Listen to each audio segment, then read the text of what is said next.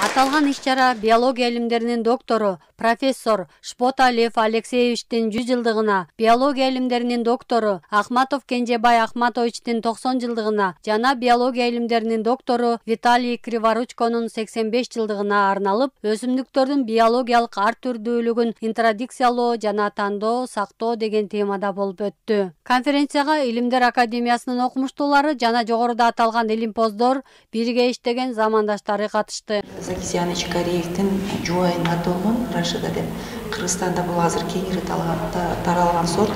Дамы дагы абдан жакшы, өзүнүн сырткы көрүнүшү да абдан жакшы. Көпчүлүктөр билбейт, бул Рашида сорту Кыргызстанда кеңири тараган.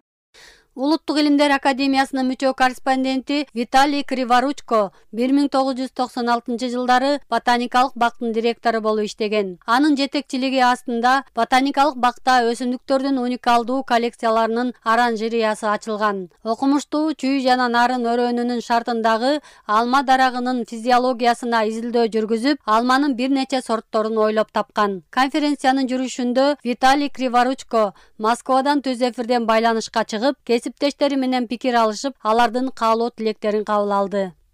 Виталий Павлович Криворучко бүгүнкү күнү Россиядагы Москва шаарындагы башкы ботаникалык бакта лаборатория башчысы болуп дагы деле эмгектенип келе жатат.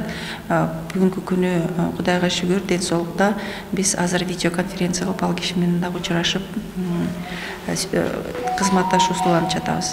Биология илимдеринин доктору Кенжебай Ахматов дарак өсүмдүктөрүнүн экологиясын жана өсүмдүктөрдүн физиологиясын изилдеген. Анын 60тан ашуун илимий эмгеги жарык көргөн. Мындан сырткары 3 монографиянын, 5 методикалык көрсөтмөнүн автору. Ал ботаникалык бакта көптөгөн илимий ачылыштарды жасаган. Бир катар жаш илимпоздорду тарбиялаган жана ботаникалык бакта жетекчилик кызматты да аркалаган.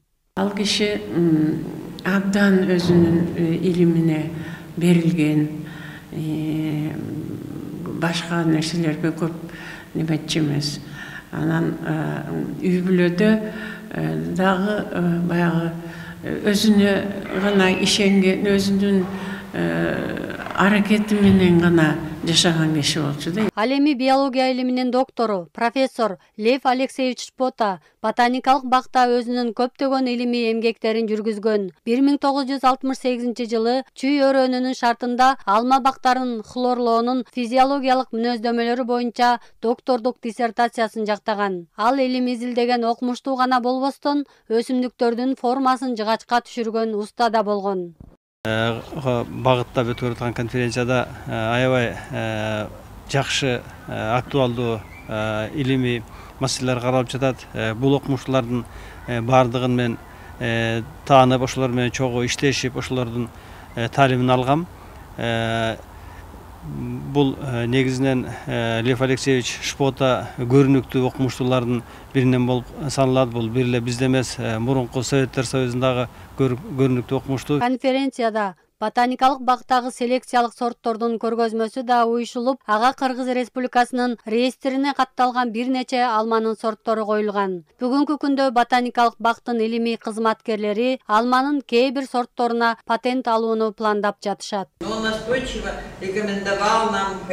Чолпон Деркенбаева, Арген Сырымбеков, Айсырга Кадырова, билим жаңылыктары.